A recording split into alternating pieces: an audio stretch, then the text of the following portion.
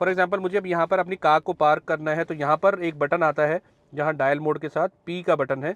इसमें अगर आप चाहें तो इसको किस लेवल पर आपको जो है टर्न करके लगाना है वो भी आप इसको बता सकते हैं। इसने कंट्रोल ले लिया है और अब ये अकॉर्डिंगली जो है आपको पूरा व्यू भी बताता रहेगा कि ये कितना आगे लेके जा रहा है, उसके बाद कैसे रिवर्स करेगा।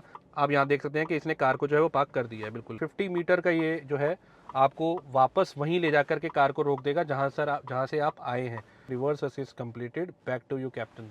तो ये NFC का आपको यहाँ पे सिंबल दिया गया है, NFC कार्ड है। NFC कार्ड अब यहाँ पर प्लेस करेंगे तो आपको सिंपली यहाँ पर होल्ड बटन को प्रेस करके रखना है। जैसे ही आप प्रेस करके रखेंगे कार ऑन हो जाएगी, स्टार्ट हो जाएगी। अप टू 10 to 15 मीटर्स तक ये आगे आ जाएगी। इसका EQA जो है वो 50 आ चुका है।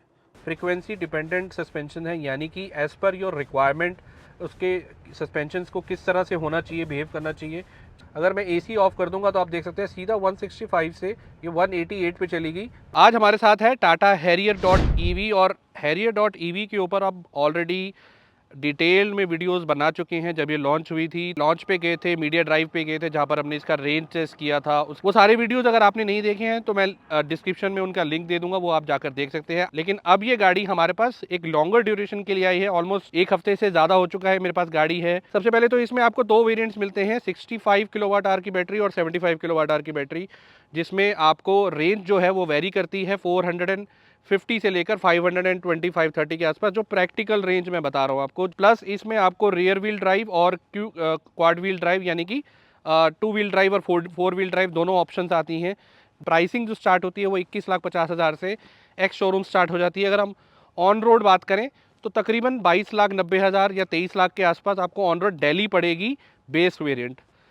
जो इसका most value for money variant रहेगा वो इसका फेयरलेस प्लस वेरिएंट जो मैं समझता हूँ रहेगा, जिसमें 24 लाख के करीब आपको फेयरलेस प्लस मिल जाती है 65 किलोवाट आवर वाली बैटरी के साथ। सिर्फ 1 लाख के डिफरेंस में आपको फेयरलेस प्लस ऑप्शन मिल जाता है 75 किलोवाट आवर वाला। प्लस जो अभी हम चला रहे हैं ये इसका टॉप वेरिएंट है, क्वाड व्हील ड्राइव वाला वेरिएंट है और इसमें आप एम्पावर्ड प्लस जिसे कहते हैं, इसमें आप इसकी जो प्राइसिंग है वो तकरीबन 32 लाख के आसपास जाती है, 32-33 लाख ऑन रोड पड़ती है। अनलिमिटेड किलोमीटर्स की आपको वारंटी मिलेगी, बैटरी वारंटी, अगर आप फर्स्ट ओनर है। लेकिन उनके लिए क्या कि अगर आप गाड़ी जो है वो बेच देते हैं या second owner, third owner, fourth owner के लिए, उनके लिए क्या बैटरी वारंटी नहीं मिलेगी? बिल्कुल मिलेगी। उनके लिए बैटरी वारंटी मिलेगी 10 साल या 2 लाख किलोमीटर तक। एक पर्सनल सजेशन मैं आपको ये देना चाहूँगा कि जब आप कार लेते हैं तो इंश्योरेंस कराते के टाइम पे आप जो है उस टाइम पे अपना बैटरी एड ऑन जो है वो ज़रूर ले लीजिए अगर आप एक EV व्हीकल ले रहे हैं, बिकॉज किसी भी तरह का कोई इशू आता है तो इंश्योरेंस में वो कवर्ड हो जाएगा। लेकिन अगर आपने बैटरी एड ऑन नहीं ले रखा है देन वो चीज़ें आपको प्रॉब्लम कर सकती हैं। हालांकि टाटा की तरफ से जो बैटरी वारंटी है वो तो कवर हो ही जाएगी, बट टू बी स्पेसिफिक अगर आप पूरी तरह से सिक्योर होना चाहते हैं तो इंश्योरेंस लेते टाइम ये एड ऑन ज़रूर अपने इंश्योरेंस में इंक्लूड करवाइए। अब आते हैं इसके बूट स्पेस में। इसमें आपको तकरीबन 500 लीटर्स के आसपास का बूट स्पेस मिलता है। इसका जो टेल गेट है वो भी इलेक्ट्रॉनिक टेल गेट है, जिससे कि ये ऑटोमेटिकली ओपन और क्लोज हो जाता है। अब आपको थोड़ा सा डिफरेंट यहाँ पे बूट स्पेस लगेगा, यहाँ पर हल्का सा आपको ऊपर की तरफ मिलेगा। उसके 2 रीज़न है। एक रीज़न तो ये है कि आपको इसमें जो है एक्स्ट्रा स्पेयर टायर मिलता है। हालांकि जो उसका साइज़ है वो साइज़ 19 इंचज़ नहीं है। अब मैं बता देता हूँ कि 245-55 R19 के आपको टायर्स मिलते हैं, लेकिन जो ये वाला टायर आपको मिलेगा ये सेम साइज़ का नहीं मिलेगा, छोटा मिलेगा। दूसरा रीज़न ये है कि चाहे आप क्यों क्वाड व्हील ड्राइव लेते हैं या फिर आप दूसरा वेरिएंट लेते हैं जिसमें रियर व्हील ड्राइव आता है, दोनों जगह पे मोटर जो है वो आपको रियर में ही मिलेगी, फ्रंट में नहीं मिलेगी। तो ये एक और चीज़ है कि अगर आप 2 व्हील ड्राइव भी लेते हैं तो भी आपको रियर व्हील ड्राइव ही मिलेगा वो। अच्छा, इसके अलावा एक प्रोडक्ट है जो मैं आपको दिखाना चाहता हूँ, ये है वंडर करंट का टायर इन्फ्लेटर, और ये बहुत काम की चीज़ है। आप कई सारी एक्सेसरीज कार की खरीदते हैं जो कुछ यूज़ की होती हैं, कुछ यूज़ की नहीं होती, लेकिन ये एक ऐसी एक्सेसरी है जो आपको मस्ट हैव है, आपकी कार के अंदर होनी ही चाहिए। टायर जो है वो पंक्चर हो जाता है या उसकी हवा कम हो जाती है, आपके आसपास जो है कोई टायर इन्फ्लेट करने का प्रोसेस नहीं है, तो ये एक डिवाइस है जो आपको रखना ही चाहिए अपने पास। और ये पोर्टेबल है। सबसे बड़ी बात ये है कि इसमें 12 वोल्ट सॉकेट वाला सीन नहीं है कि एक लंबी वायर है। ये एक तरह से पावर बैंक है टायर इन्फ्लेटर का, जिसमें कि इनबिल्ट इसकी अंदर पावर है, 8000 mAh की बैटरी है। इसके अलावा इसके साथ इक्विपमेंट्स भी आती हैं। आप इससे कार, बाइक, साइकिल या इनफैक्ट कोई भी स्पोर्ट्स आइटम जैसे फुटबॉल वगैरह कुछ भी आप इससे इन्फ्लेट कर सकते हैं। देख सकते हैं कि कई सारी चीज़ें इसमें आती हैं जो आप डिफरेंट व्हीकल्स में यूज़ कर सकते हैं। लेकिन अगर आपको कार में यूज़ करना है ना, तो आपको कुछ नहीं करना है, सिंपली इसको यहाँ पर प्लग करना है। आपको इसको प्लग करना है और टायर में इसको इस तरह से लगा देना है। इसके ऊपर जब आप कार में यूज़ कर रहे हैं तो आपको अलग से कोई एक्सेसरी लगाने की ज़रूरत नहीं है। अब ये वाला बटन जब आप प्रेस करके रखेंगे तो ये ऑन हो जाएगा। और इस टाइम ये बता रहा है कि इसकी जो एयर है वो 32 के आसपास है। इसको आप चाहें तो जैसे नीचे वाली जो एयर है रिक्वायर्ड है, ऊपर वाली करंट जो अभी इसमें टायर में हवा है वो बता रहा है। आप चाहें तो इसको प्लस माइनस करके कम ज़्यादा भी कर सकते हैं। अब जैसे इसमें 34 में भरना चाह रहा हूँ तो मैं इसको वापस सिंगल प्रेस करूँगा और ये स्टार्ट हो गया।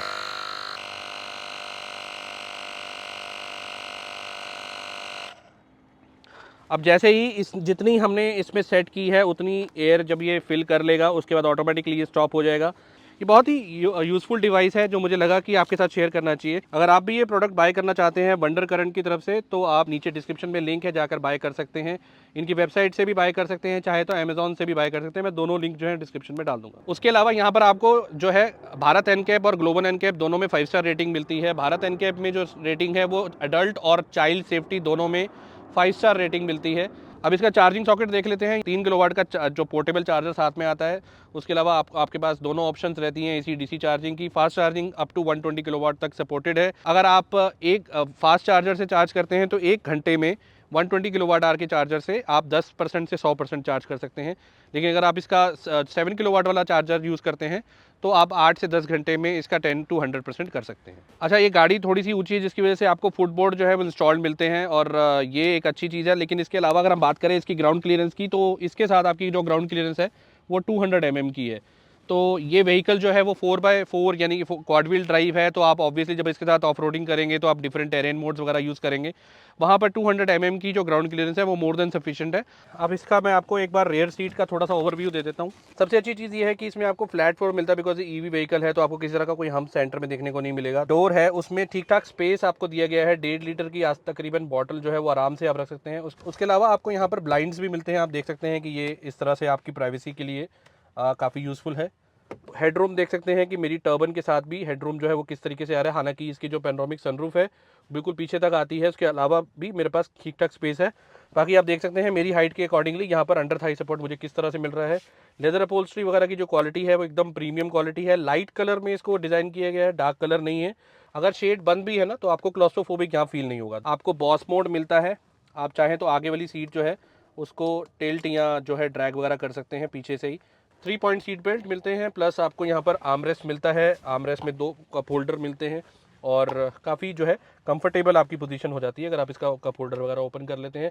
हालांकि जो हेडरेस्ट है वो 2 ही मिलते हैं। थर्ड हेडरेस्ट जो है वो यहाँ पर नहीं मिलेगा। 60-40 स्प्लिट आपको सीट मिलती है। आपको कुछ स्पेस थोड़ा सा मिलता है। नीचे पोर्ट्स मिल जाते हैं 65 watt each. 2 type C ports हैं। क्वाड व्हील ड्राइव में फ्रंट में स्पेस मिलता है वो तकरीबन 35 लीटर का मिलता है। आप देख सकते हैं कुछ इतना स्पेस मिलता है। और अगर आप यही रियर व्हील ड्राइव ले रहे हैं जो कि क्वाड व्हील ड्राइव नहीं है उसमें आपको 67 लीटर्स का फ्रंट स्पेस मिलता है। उसका रीज़न ये है बिकॉज आगे आपको उसमें मोटर नहीं मिलती है तो स्पेस ज़्यादा बच जाता है। तो फ्रंट में स्पेस इंक्रीज़ हो जाता है 67 लीटर्स का। वहीं जब आप क्वाड व्हील ड्राइव लेते हैं आगे भी मोटर है, इसकी वजह से इसका स्पेस थोड़ा सा कम है 35 लीटर। अब इंटीरियर में बात करें तो सबसे पहले आपको जो नज़र जाती है वो 14.5 इंचज़ सैमसंग QLED डिस्प्ले में जाती है। और ये अब तक की सबसे बड़ी स्क्रीन है जो टाटा किसी भी कार में दे रहा है। इनफैक्ट इस सैमसंग का QLED डिस्प्ले जो है फर्स्ट टाइम किसी कार में यूज़ किया जा रहा है। इसकी ब्राइटनेस बहुत अच्छी है। इसका इनफैक्ट यूजेबिलिटी आप देखेंगे वो भी बहुत शानदार है। ये अभी कारप्ले से कनेक्टेड है। Wireless Apple CarPlay under Android auto आपको मिलता है। आप देख सकते हैं कि मेरा फ़ोन अभी कनेक्टेड है करंटली।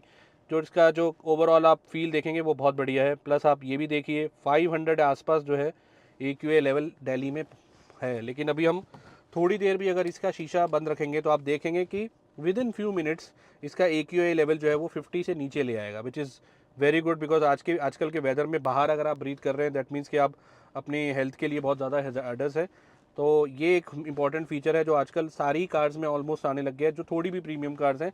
और यहाँ पर हम देखेंगे कि कितना इफेक्टिव है, कितनी देर में ये नीचे आता है। जब आएगा मैं आपको एक बार पॉइंट कर दूंगा कि देखिए अब इस टाइम AQA नीचे आ गया। चलिए IRVM जिसको हम डिजिटल IRVM बोलते हैं और इसमें कई सारी चीज़ें ऐसी हैं जो फर्स्ट इन सेगमेंट हैं।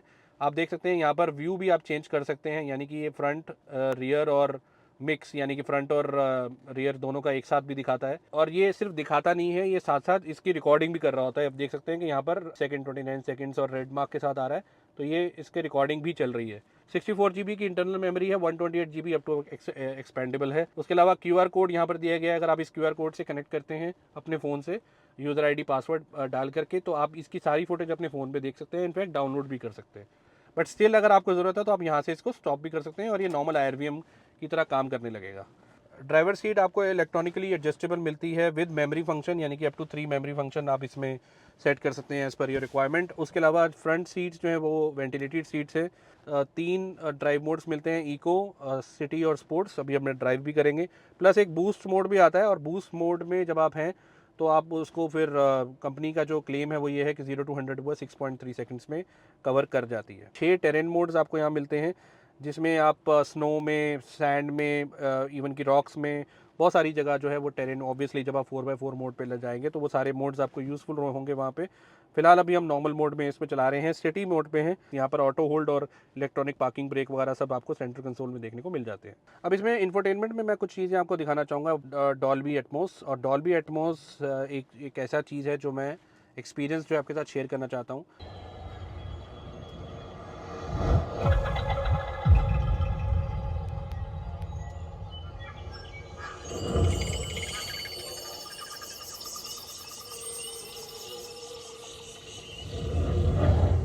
इसमें बिल्कुल आपको जो है वो सिनेमैटिक फील होगा कि साउंड जैसे जब आप थिएटर में होते हैं, मूवी देख रहे होते हैं, तो कभी आपको लेफ़्ट स्पीकर से आवाज़ आती है, कभी आपको राइट स्पीकर से आवाज़ आती है, उसी तरीके का कुछ जो है आपको सराउंड साउंड इसमें एक्सपीरियंस होगा। तो कुछ इस तरह का साउंड आपको देखने को मिलता है। इसमें ऑटो पार्क असिस्ट का एक फीचर आता है, वो भी हम ट्राई करेंगे। उसके अलावा एक आपको यहाँ पर रिवर्स असिस्ट का फीचर भी मिलता है, समन मोड भी मिलता है। सबसे पहले ट्राई करते हैं इसके ऑटो पार्क असिस्ट को। फॉर एग्जांपल मुझे अब यहाँ पर अपनी कार को पार्क करना है, तो यहाँ पर एक बटन आता है जहाँ डायल मोड के साथ पी का बटन है।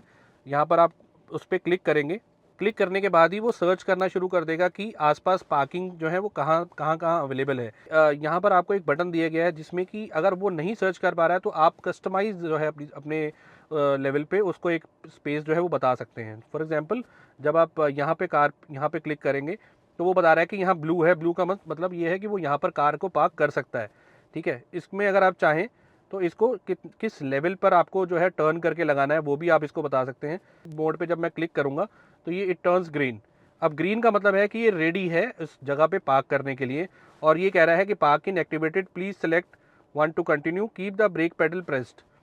तो मैंने ब्रेक पेडल को प्रेस किया तो यहाँ पर 2 ऑप्शन आएंगी, एक है ऑटो पार्किंग, एक है रिमोट पार्किंग।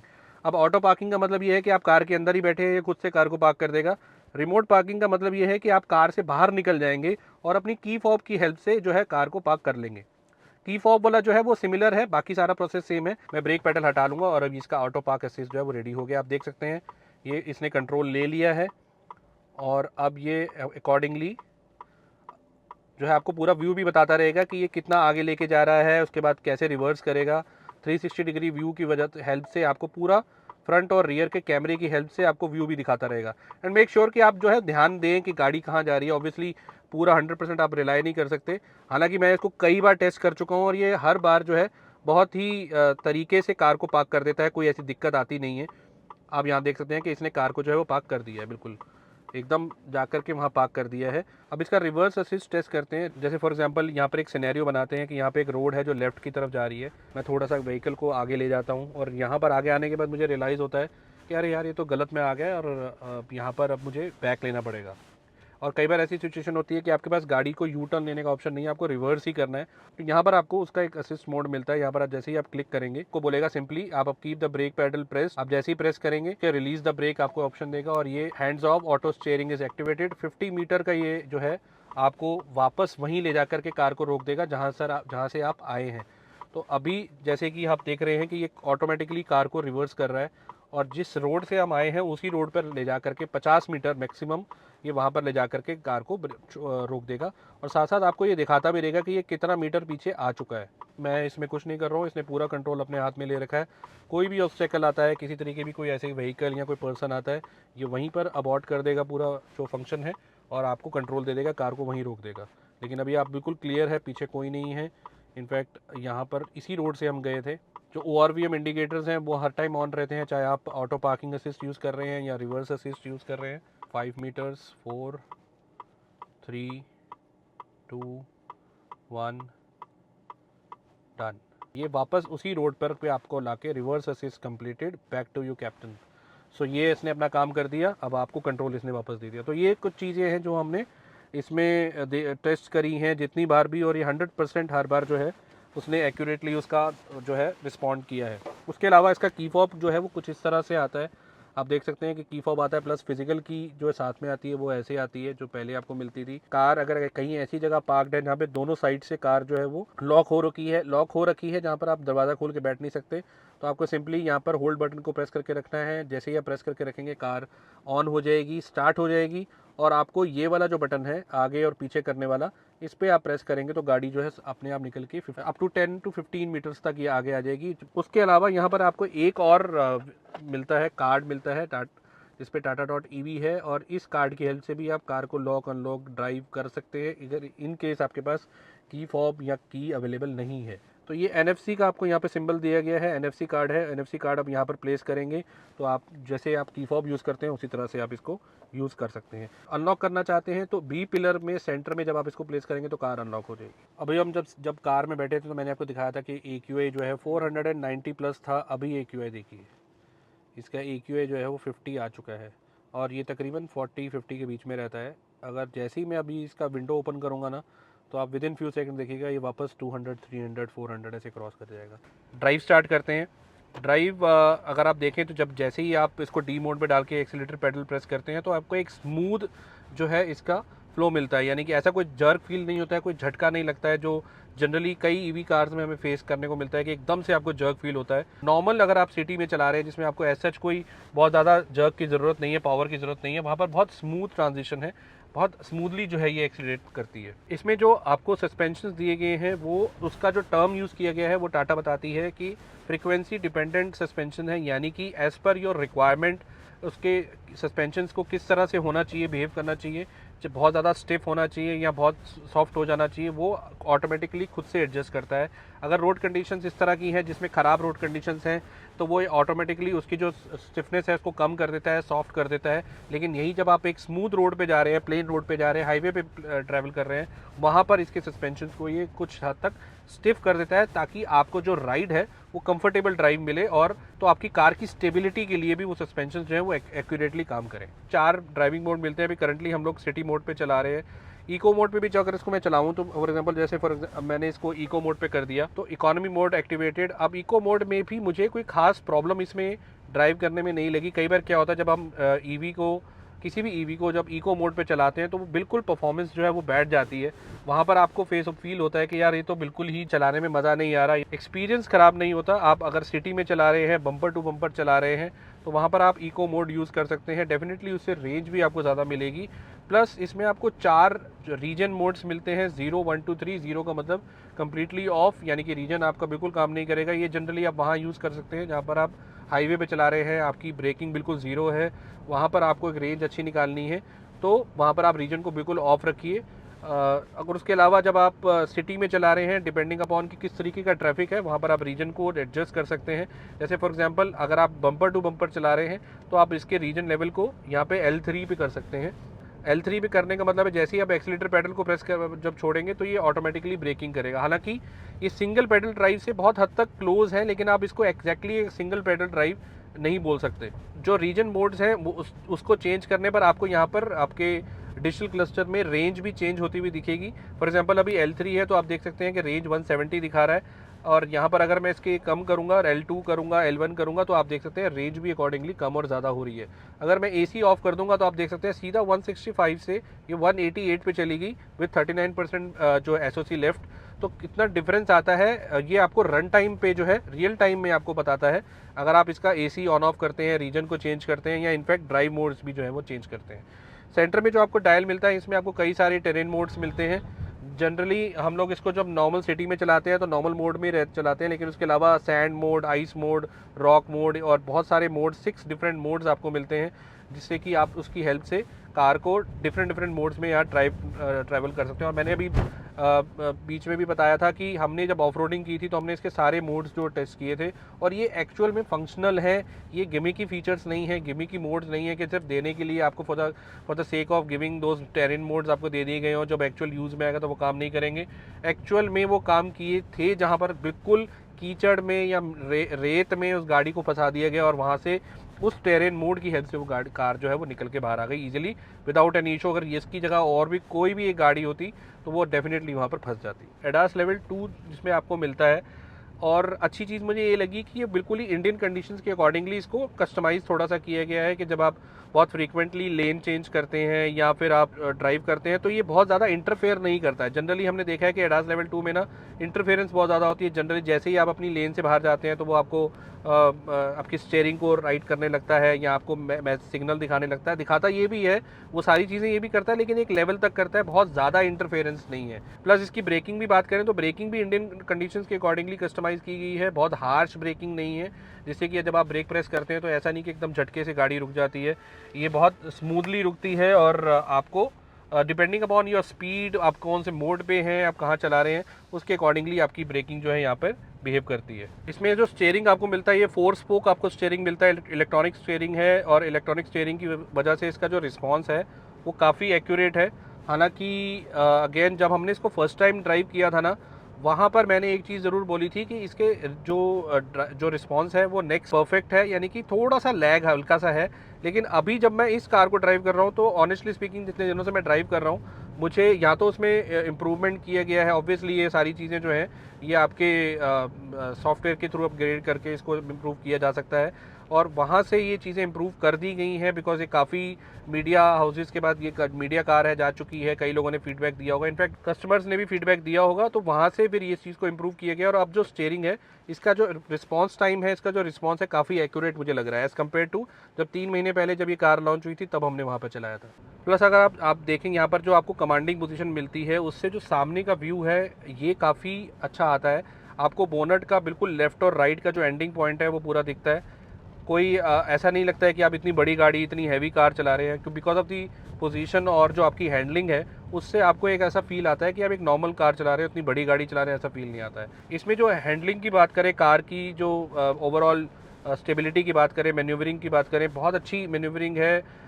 जब आप इस कार को हाई स्पीड पे भी ड्राइव करते हैं तो भी काफ़ी कंट्रोल में रहती है। ग्राउंड क्लियरेंस ज़्यादा होने की वजह से हल्का सा आपको बॉडी रोल ज़रूर फील होगा जब आप एक शार्प टर्न लेते हैं हाई स्पीड पे, लेकिन उतना नहीं है कि आपका जो है वो बॉडी रोल इतना ज़्यादा हो कि आपको फील हो कि आप एकदम से टिल्ट हो गए लेफ्ट और राइट। इको मोड के बाद आपको सिटी मोड जो है वो काफ़ी कंफर्टेबल लगेगा ड्राइव करने में, और मेरे हिसाब से जब आप नॉर्मल सिटी कंडीशन में चला रहे हैं तो सिटी मोड एक बिल्कुल परफेक्ट मोड है।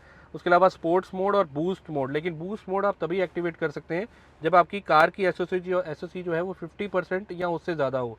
अभी फॉर एग्जांपल हमारा जो बैटरी एसओसी है वो 39% है। ये देखिए, अगर जैसे मैं इसका बूस्ट मोड एक्टिवेट करूंगा तो यहाँ मैसेज आएगा selected mode disabled due to low SOC. इसके अलावा एक चीज़ और कि जब आप इसको लॉन्गर डिस्टेंस पे लेके जाते हैं, फॉर एग्जांपल आप कहीं इंटरस्टेट जा रहे हैं, तो आपको रेंज एंग्जाइटी उतनी ज़्यादा फील नहीं होगी, बिकॉज ऑलरेडी इसकी रेंज जो है वो सफिशिएंट है।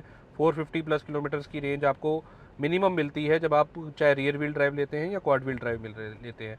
ऑब्वियसली 65 किलोवाट आवर वाले में जो है वो आपकी रेंज और कम आएगी, लेकिन 420 430 मिनिमम आपको उसमें भी आराम से मिल जाएगी। के अलावा इसमें जो आपको मिलता है वो 540 डिग्री का व्यू मिलता है, यानी कि जो 360 प्लस 180 डिग्री ये और ऐड कर देता है, जिसमें आपको अंडर द बूट जो है वो भी पूरा आपको मिलता है। जैसे कि अभी आप स्क्रीन पे देख रहे हैं, कई ऐसे रास्ते में जा रहे हैं जब आपको देखना है कि फ्लोर के नीचे कोई पत्थर या कोई बड़ा ऑब्स्टेकल ना आ जाए जो आपकी फ्लोर बेड को जो है वो हार्म करे, तो आप 540 डिग्री ट्रांसपेरेंट मोड को ऑन करके भी वहाँ से गाड़ी निकाल सकते हैं। तो इतने सारी चीज़ें आपको इसमें मिलती हैं।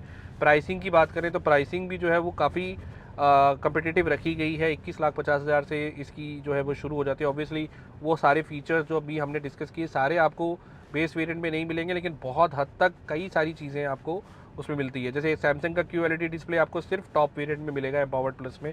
नीचे जो है वो आपको अगेन 10 इंचज़ और 12 इंचज़ वाला मिलेगा, फिर आपको नीचे उससे नीचे जो है वो उससे कम वाला मिलेगा। वेंटिलेटेड सीट्स नहीं मिलेंगी, या फिर आपको 540 डिग्री व्यू नहीं मिलेगा। वो सारी चीज़ें ज़रूर हैं, बट अगेन अगर आप बेस वेरिएंट भी लेते हैं वो भी वैल्यू फॉर मनी है, बिकॉज इस साइज़ की, इस सेगमेंट की कार आपको EV मिल रही है जिसकी रेंज अच्छी खासी है। तो ये था एक रिव्यू टाटा हैरियर EV का, जिसमें हमने हर चीज़ के बारे में बात किया। इसका रेंज टेस्ट हम पहले कर चुके हैं, फीचर टेस्ट हम सारे पहले कर चुके हैं, लेकिन आज हमने जनरली एक ओवर ऑल दोज फीचर्स हमने बात की कि सारी चीज़ों को टच बेस किया, जो जो चीज़ें इसमें आती हैं। ड्राइव भी किया, फंक्शनल आपको चीज़ें भी करके दिखाई, ऑटो पार्क असिस्ट वगैरह। उसके अलावा हमने वॉक अराउंड भी किया। कैसा लगा आपको ये वीडियो हमें कमेंट सेक्शन में ज़रूर बताइए। और अगर आपको वीडियो अच्छा लगा है तो लाइक कीजिए, शेयर कीजिए और चैनल को सब्सक्राइब ज़रूर करके जाइए। मिलते हैं आपसे किसी और वीडियो में, तब तक के लिए goodbye and take care.